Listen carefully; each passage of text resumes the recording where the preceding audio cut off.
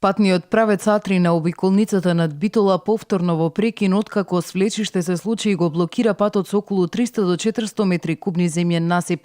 Свлечиштето е се уште активно, а Македонија пат уште од 5 часот утрово поставувајќи соодветна сообраќајна сигнализација од едниот и од другиот влез на овој патен правец го стави во прекин. Ова свлечиште работи години, меѓутоа алармантно беше во утринските часови, некаде околу 5 часот, се случија поголеми одрони и Македонија како предпријатие за одржување на магистралните регионални патишта виднаш пристапи кон расчистување, но во содејство со сообраќајната полиција, надзорниот инженер од јавното предпријатие за државни патишта и инспекторот за јавни патишта одлучивме да го затвориме овој дел, обиколката од петља до петља, како што викаме, бидејќи имаме алтернативно решение низ градското подрачје, нема да смета воопшто.